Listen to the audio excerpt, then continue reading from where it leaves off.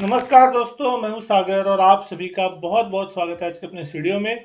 आज इस वीडियो में हम बात करने वाले हैं हिंडाल्को लिमिटेड के स्टॉक के बारे में। हिंडाल्को के बारे में आज के दिन अगर आप देखेंगे स्टॉक में एक अच्छी खासी तेजी देखने मिली। 520 के आसपास स्टॉक कामकाज कर रहा है, लगभग 0.2% की तेजी है। खबर काम करती हुई दिखाई दे रही है, जिसके दम पर आज यहाँ स्टॉक में कहीं ना कहीं एक बॉटम से रिवाइवल देखने को मिला।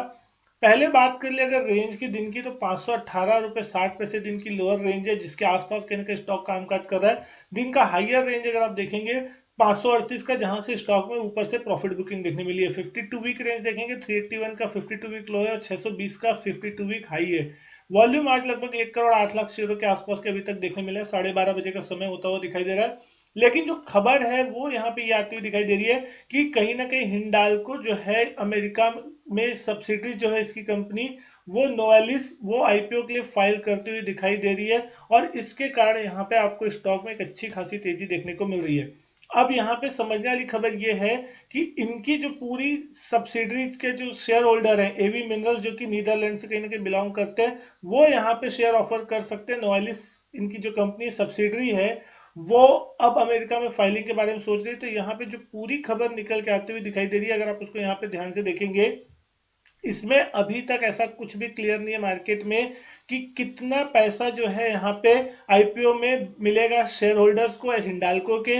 ना यहाँ पे कोई ऐसी डिटेल है जिसमें यहाँ पे कितनी क्वांटिटी में जो शेयर ऑफर किए जाएंगे, और यहाँ पे हिंडाल्को को किस तरीके का स्टेक सेल का क्या चीज है यहाँ पे, ये सारी चीजें, क्योंकि कहीं ना कहीं पूरी चीजें कहीं ना कहीं आप देख रहे हैं कॉन्फिडेंशियल है। लेकिन जो चीज क्लियर होती हुई दिखाई दे रही है नोवेलिस के आईपीओ में, यहाँ पे डायरेक्ट पैसा जो है वो शेयर बेच के नहीं मिलेगा, बल्कि जो प्रमोटर्स है इस कंपनी के, वो अपनी शेयर होल्डिंग को इस कंपनी में बेचेंगे। और जिस शेयर होल्डर का नाम मैंने आपको बताया अभी नोवेलिस में, एवी मिनरल्स नीदरलैंड की जो कंपनी है, वो यहाँ पे कहीं ना कहीं अपना शेयर ऑफर करती हुई दिखाई दे सकती है। तो इस खबर के दम पर यहाँ पे एक गैप अप जरूर देखने मिला था, लेकिन इससे खास फायदा जो है हिंडाल्को को या फिर उसके शेयर होल्डर्स को नहीं होने वाला। कंपनी को डायरेक्ट कोई पैसा तो फिलहाल यहाँ पे मिलने नहीं वाला। तो इस कारण से यहाँ पे आपको ऊपरी लेवल से थोड़ी प्रॉफिट बुकिंग भी अच्छी खासी देखने को मिल गई है। लेकिन अगर आप इस कंपनी को देखते हैं तो निफ्टी में लिस्टेड है, लगभग 1,17,000 करोड़ के आसपास का मार्केट कैप देखने मिल जाता है। 0.58 की डिविडेंड यील्ड है इस कंपनी की। ईपीएस देखेंगे लगभग 41 रुपए 80 पैसे के आसपास की। पी रेशियो देखेंगे 12 के आसपास का पी है, जो कहीं ना कहीं हायर साइड में देखने को मिलता है। प्राइस टू बुक देखेंगे 1.24 की प्राइस टू बुक पे स्टॉक चलता हुआ दिखाई दे रहा है। तो मोमेंटम अच्छा खासा था स्टॉक में, लेकिन हाल में अगर आप देखेंगे तो ऊपरी लेवल से गिरावट भी देखने को मिली थी। हमने देखा था कि 13 फरवरी के दिन यहाँ पे एक बड़ी तेज गिरावट जो थी पड़ती दिखाई दी, 12-13% स्टॉक क्रैश होता हुआ दिखाई दिया था।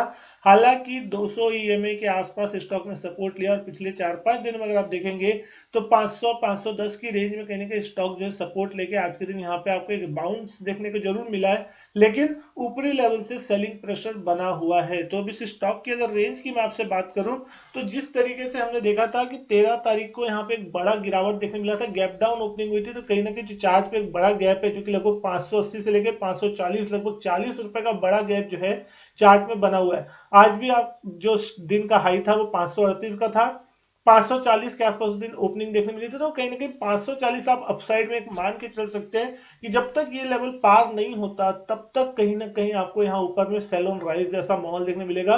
540 का लेवल निकलेगा तो एक बार के लिए 580 तक का टाइम गैप फिलअप करने के लिए करता हुआ दिखाई सकता है। कहीं ना कहीं स्ट्रक्चर जो है पॉजिटिव जरूर था, लेकिन जिस तरीके से गैप डाउन ओपनिंग हुई थी, 540 के सपोर्ट को तोड़ा था और उसके नीचे कारोबार कर रहा था, तो कहीं ना कहीं स्टॉक का स्ट्रक्चर जो है शॉर्ट टर्म में आपको नेगेटिव देखने को जरूर मिल रहा है।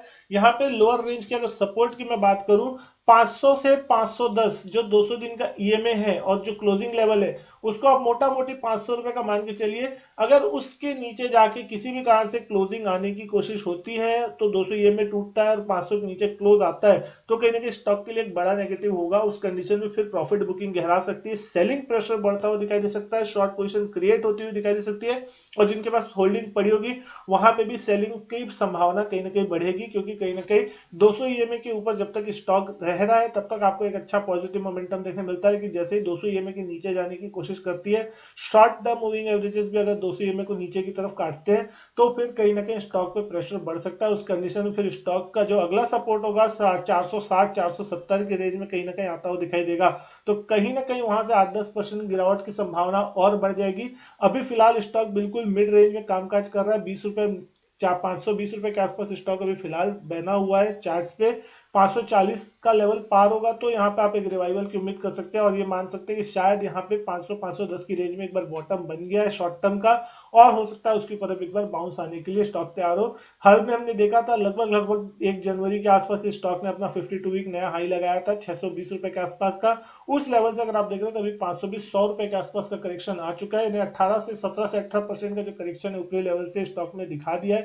अब देखने वाली चीज सिर्फ और सिर्फ ये होगी कि क्या ये 200 ईएमए को रेस्पेक्ट करता है या उसके नीचे जाता है, या फिर वापस 540 के लेवल को ब्रेक करके ऊपर गैप फिल करने के लिए जाता है। आपको क्या लगता है क्या हो सकता है स्टॉक में? वीडियो अच्छी लगे तो वीडियो लाइक करें, शेयर करें, चैनल नहीं क्या सब्सक्राइब तो चैनल सब्सक्राइब जरूर करें।